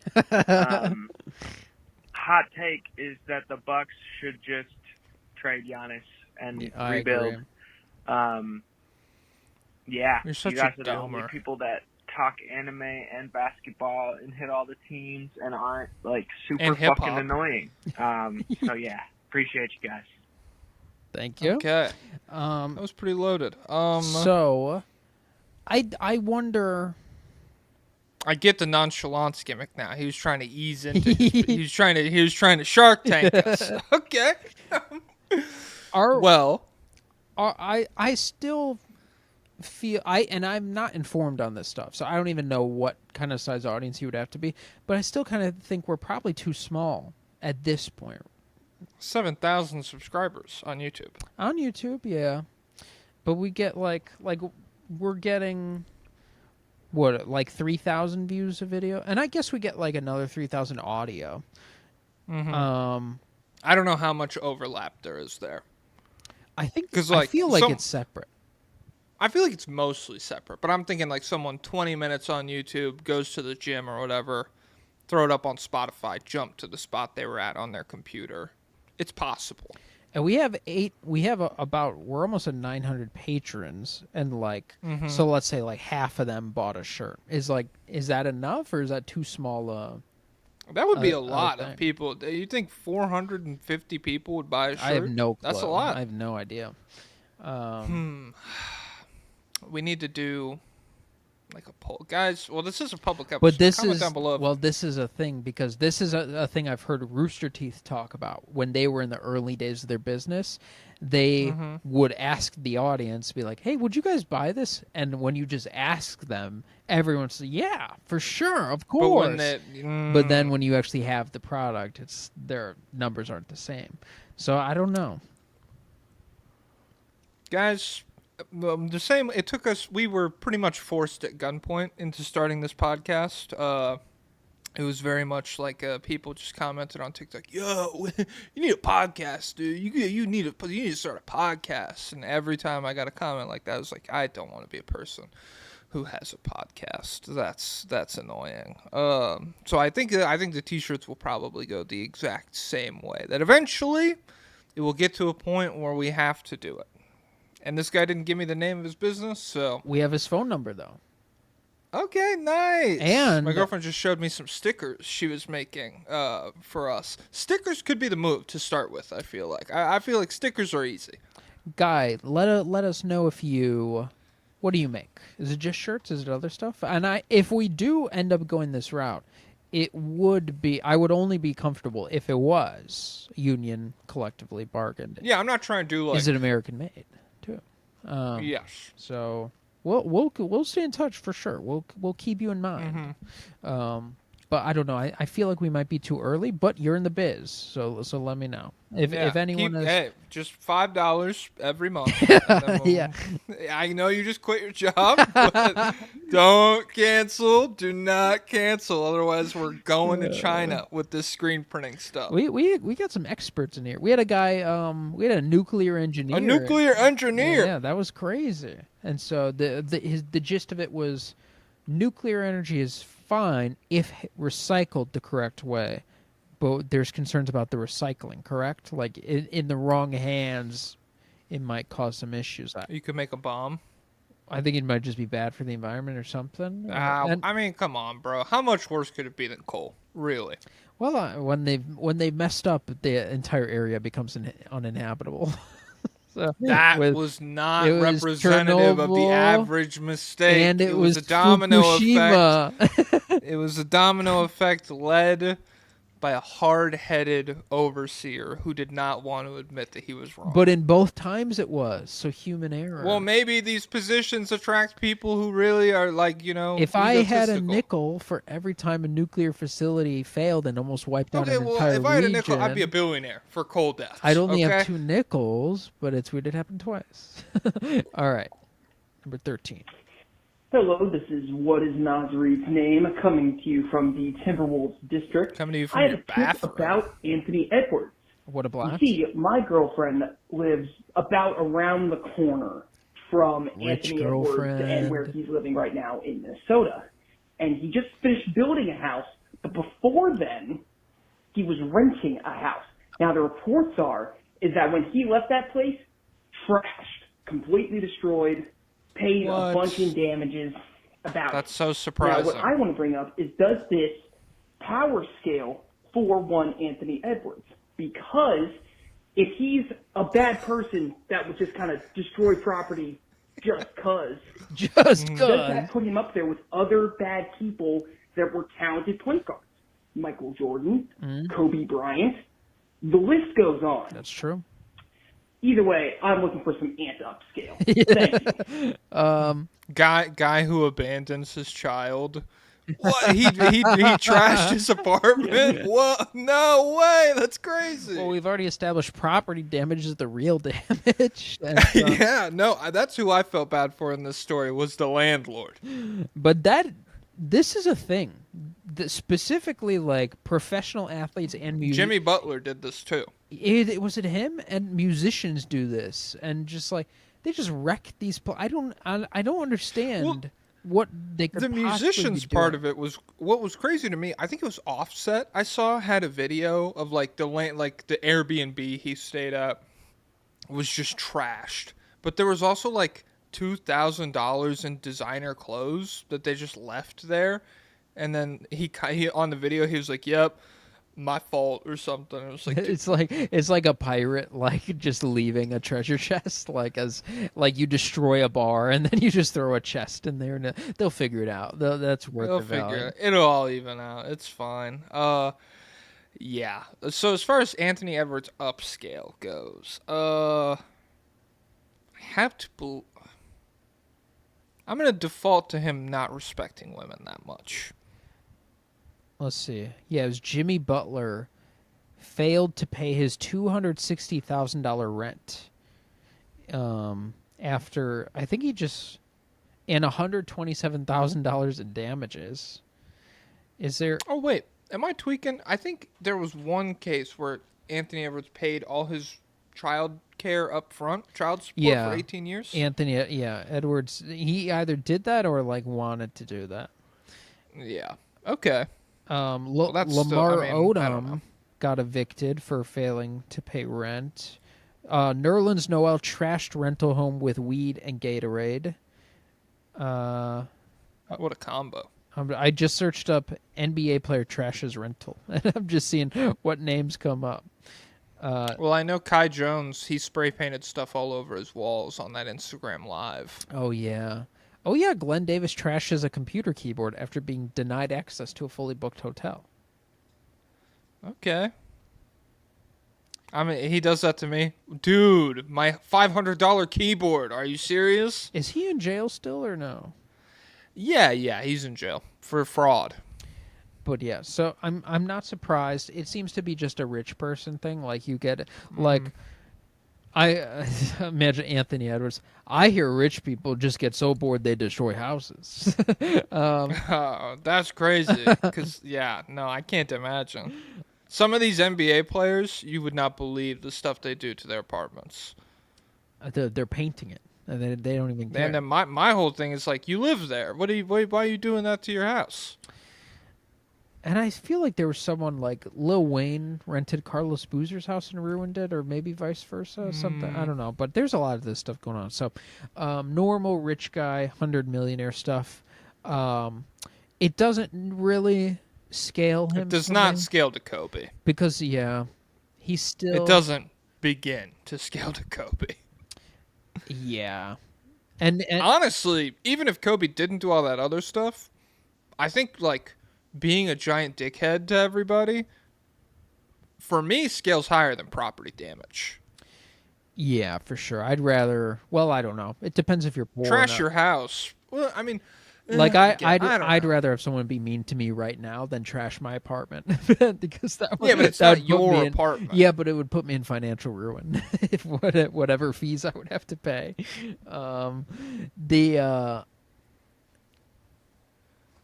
I just saw a video where he was being so charismatic. I know. They're like, get him in front of a microphone. Oh my God! Anthony Edwards, come to London. He said, "Hell no, I'm not coming to London." Hell no. He's so funny. But he is a bad guy. I wonder if it will scale to the future. Like if we'll see more, because it is a pretty messed up thing to just have kids constantly and not be in their life. Like you're just knowingly messing them up. So that is a pretty bad thing to do. But it doesn't scale to Kobe. And then Jordan, I don't know if we know the full extent. Yeah, the thing with Jordan is like, if it happened now, we would know so much more. Just because someone's in a casino with a camera or blah, blah, blah. Like, it's just like... the circles he was frequenting would be more heavily surveilled. And like, if you believe the theory that his dad died because he wouldn't pay his gambling debts, and because he's like, I'm Michael Jordan. What are you going to do to me? And then they're like, we're going to get your dad. That's what we're going to do. Which to me, I don't believe that. That's insane. I think it's probably not true. But if it was true, that's worse. To me, just the concept of Michael Jordan being like the most famous, one of them, it was like Michael Jackson, and then probably they did a study. I think he was third behind the Pope and Princess Diana at that time period. Well, still, just the concept of that guy being able to sneak anywhere. Yeah, you think like if LeBron goes out, someone doesn't know about it. He did now? wait at an airport for 3 hours for that girl. You heard about that? Yes, I do. All right, it is crazy. One? Like everyone says, LeBron and Curry are like for sure. Well, Curry is like 100%. Like everyone says they cheat, and then LeBron. There's a lot of stories like they're like he's definitely cheating, but it's crazy that we don't have like video. Yeah, with LeBron, to me, it's just more like it probably it happens. It's just like it's crazy. Like for it to, especially for him to have the career arc that he has had of so many people not liking him from being like annoying chosen one, like the Skip Baylesses of the world, and the arc of him leaving Cleveland and like. Not just the state of Ohio, but like everyone who already didn't like him, then getting a giant hate boner for him taking the easy way out or whatever. So many people over the course of like 2 decades have had ample emotional reason to come out and like let people know about this. On top of how much money you would probably get from like TMZ or whatever. And like what kind of assurances could you possibly take? Like, I guess there's NDAs, but other people say like that's not how NDA works. I don't even know. And then like, I'm not. It just seems unbelievable that there's never been a picture like someone took when LeBron is sleeping and they're next to him in bed or whatever. It seems like. Does he have a full-time digital team scrubbing it? And then the other thing is like. I actually just listened to an older TrueAnon episode on their Patreon where they were talking NBA conspiracies with Adam Friedland and Stavros, and they were talking about the cheating, and it was from a couple years ago, and Adam was like, I was talking to an NBA player, and he's like, I'm not going to say who, but I'm pretty sure it's Blake Griffin now that we know that. And he said, like, everyone in the NBA has girls, like literally everyone. He's like, even Sam Cassell has girls, which Clippers. I was talking to an NBA player. He said, the fetishes these guys have, you would not believe. And I think Blake Griffin has had some like custody stuff too, like some pregnancy stuff. But I mean, yeah. But they all swear LeBron's cheating. So the other crazy thing they said is there's a rumor that he had one specific girl in Toronto that he threw a playoff game so that they would have to spend an extra day in Toronto so he could see her more. Which I don't know. I don't know what game that would be, because I have no memories of LeBron losing to the Raptors ever. So yeah, and I also have to wonder. Bronny is there now, so is it like a son? This is just how it is. You know how this is just how. Do as I say, not as I do. This is just Bronny. how being an athlete is, or would he be hiding it? Somehow. That seems improbable, too. Yeah. I don't know. Voicemail 14. My name's Brandon. Hello. I'm from the Thunder Lobbyist Committee. First, I'll give a little anecdote about an experience I had with the GOAT, Russell Westbrook, in circa 2017 MVP year. I was a young host at a fancy restaurant in the Oklahoma City metropolitan area. What a great year. And he would come in often. Shortly before it closed, his restaurant was empty, no one would bother him. And he would always come in, dap me up, feed himself, get a drink, and ask him to put on whatever basketball game was on. And I vividly remember, I believe it was actually 2018 because LeBron's first year on the Lakers, so 2019. And he put the Lakers on the TV and was laughing at LeBron missing threes. And that'll always live rent-free in my head. And then part two to this is a lobbyist question I have. Nikola Jokic, this year, he's still universally considered the best in the world. And he just lost a series, playing the worst series of his prime, got outplayed by the MVP, and kind of disappeared in Game 7, only taking 9 shot attempts and just not even taking an attempt in the second half. I believe this is probably the first time something like that has happened, and that person's still being considered universally the best in the world. Now, I'm not saying Shea is better than Jokic. It's so obvious. Why is no one saying it? I'm saying it's interesting to me that there was no discussion even. And Jokic, after that experience of getting outplayed by the MVP and disappearing into Game 7 when the MVP played really well in that Game 7, there's not even a discussion. Does anyone else find that interesting? All right, that's all I have for today.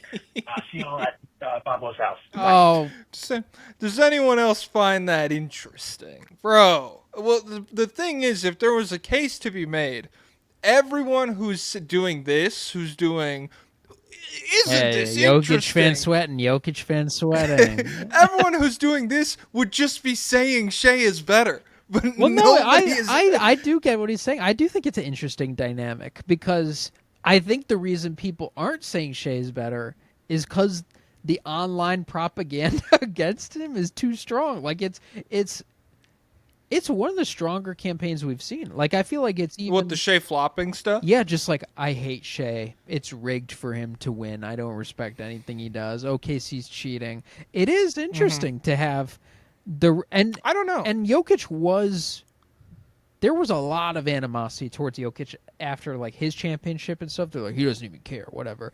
But the Shea stuff is next level, and so I do think it's a unique thing.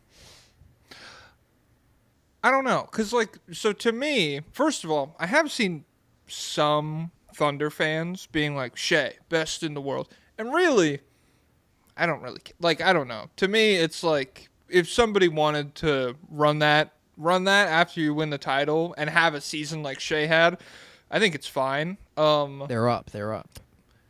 But as far as the free throw stuff goes, it's I don't know, because it's also so detached from, like, that's really like how I struggle to square everything, is like when Harden did all that stuff, or like when Embiid like was at his prime peak of like flopping or whatever, if either guy had like won the championship playing like that and being like an offensive force that like drives his team to the title through that style of hoops, they would have gotten that kind of criticism, and it would have been like based more in reality to me. Whereas Shea, with all of it, it's just like not true. Yeah. And so to me, if anybody is like actually letting that stop them from saying what they want to say,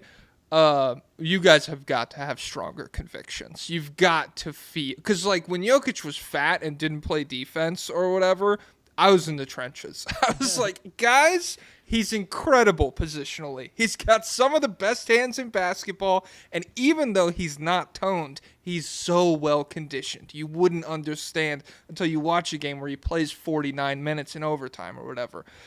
So part of it is like people just got to get better at going to war. I feel like you have got to get better at like being like, that's fake, you're an insane person.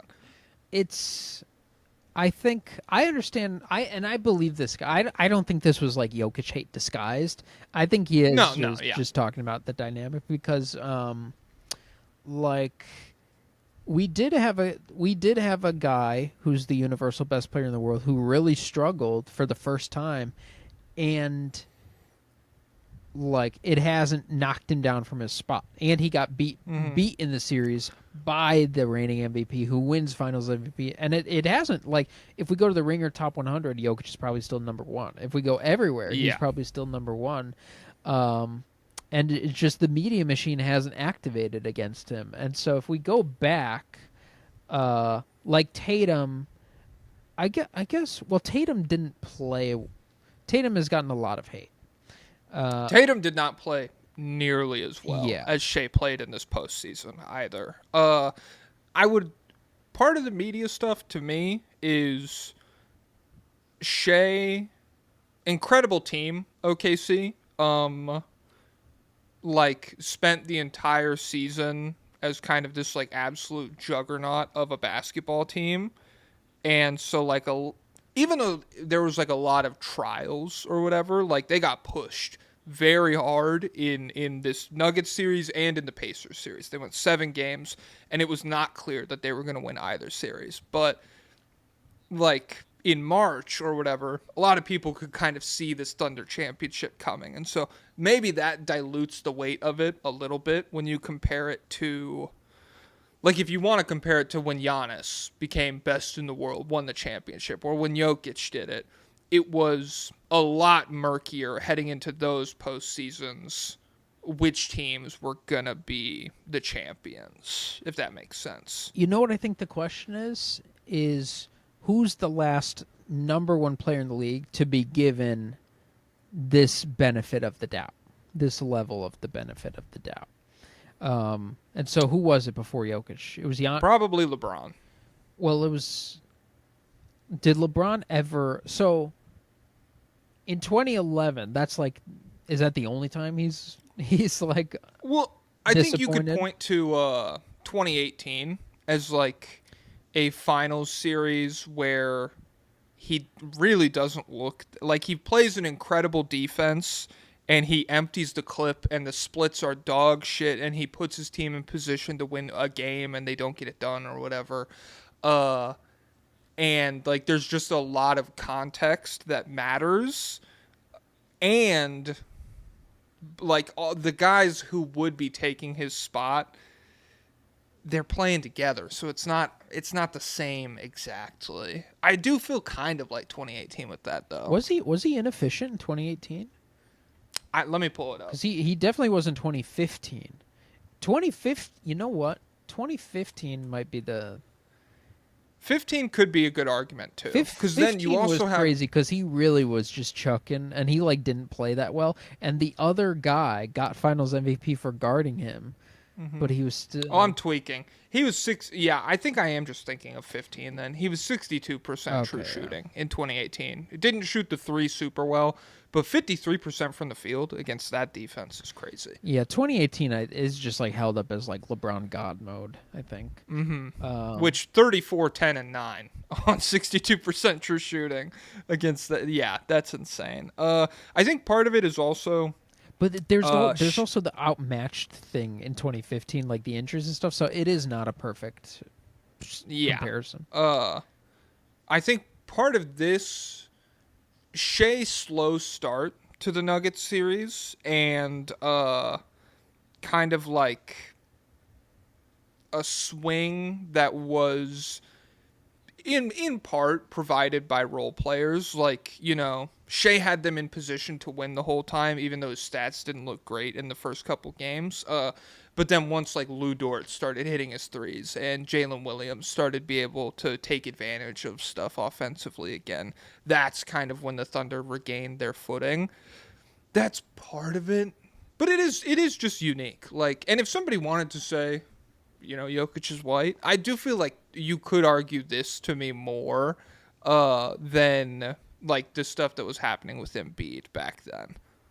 Yeah, but also like they don't necessarily respond. Like white people don't respond to Jokic. They're not like he's one of us. It's not like Larry Bird or something, or how Cooper will be. But no, it is funky. All right, last one. Hello, my name is Idris. I am calling in from Atlanta. I had a question for Mr. Jackoff and Pop Lowe. What team do you think in the East, with it being so barren, what team has the most pressure on them to have a successful playoff series? Maybe not win the championship, but at least make it to the Eastern Conference Finals, or and maybe or perhaps make it out of the Eastern Conference Finals as well. Please let me know. And I love you guys so much. Y'all do a great podcast. I'm a big fan. But all right, here, bye. Knicks and Cavs. Really? My first reaction, Hawks. I think this is if it doesn't happen this year, we got to make it's. I think this is from, you know, the angle of a Trey. It is Trey, but like.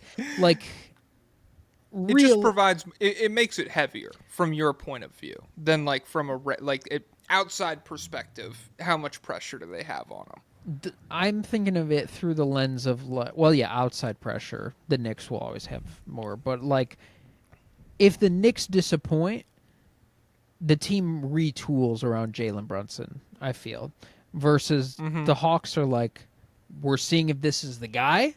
If it doesn't happen this year of all years. Probably not going to happen. Probably big shake. Is he he's up for money very soon, right? I think so. That plays a part because I saw a lot of the reaction I saw to the De'Aaron Fox news was now there is no way Trey is not taking. If you're not giving him the max, he's probably leaving out of ideology or whatever, out of ideals. But yeah, so. There is a fair amount, more than I thought for Atlanta when you frame it that way. To me, Knicks, it's just hard for me to see how much retooling they can do with this roster. They've locked in their guys.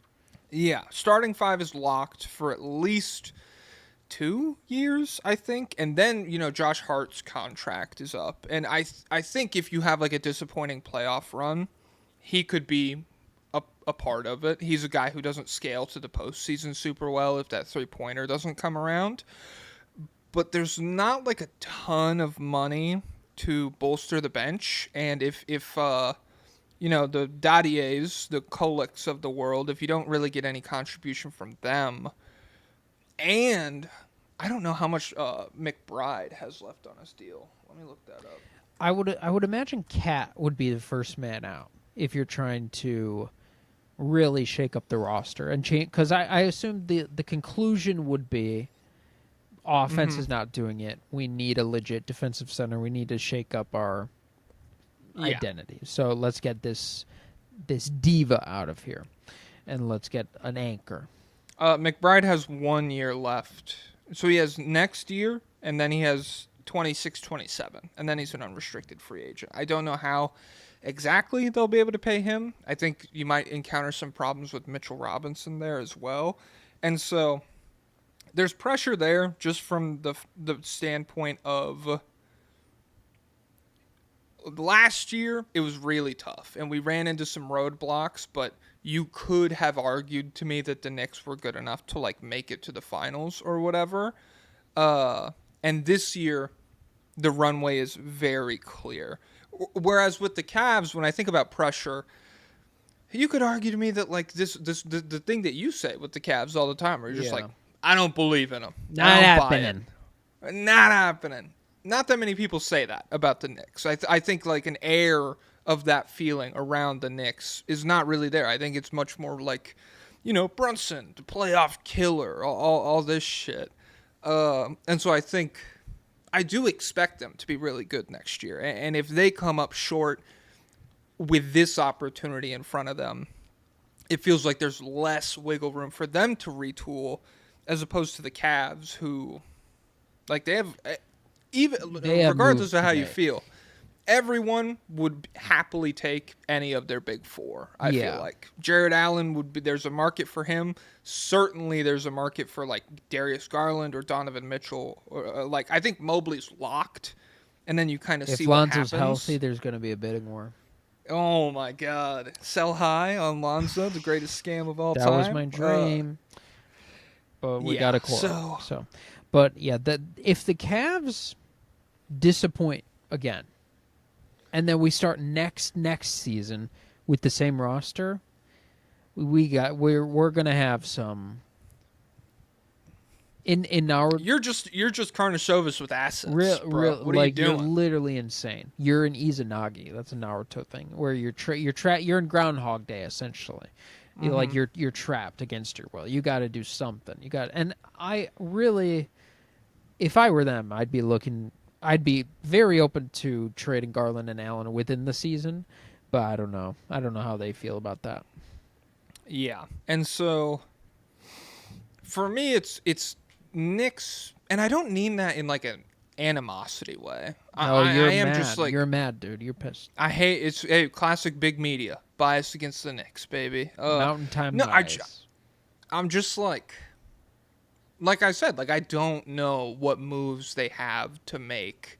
Whereas, if the Cavs come up short, it would be insane for them to run it back. But I feel like there's just so many things they could do. And if the Hawks come up short, it's like, the Trae era might be over, but realistically, we have not been close in like years. And it was cool, and he's an incredible player, and maybe we ship him to a place where he can find success. But if the Knicks come up short, I feel like it's just like incredible opportunity, gut-wrenching loss of that opportunity, and we were very close. Like we weren't like hanging on to a conference finals appearance from 21. We were right there several years in a row if a few things fall differently.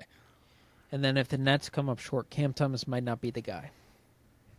Yeah, that's tough. Hornets, how many years can LaMelo be unhealthy, Just wait till we get year 2 Khan around him. Hey, oh my God. All right. Was that all of them? That's all of them. Okay. That was fun. Those were good. Patrons, thank you all for calling in. Public access listeners, thank you all for listening. Constituents, do you have any more thoughts? Nope. Anything you wanted to say? Nope. You guys aren't my friends. Nope. Guys, comment what dish you're bringing to the Pablo's house in the comments down below. David Robinson, take it away. Up tempo means I'm gonna run you into the ground.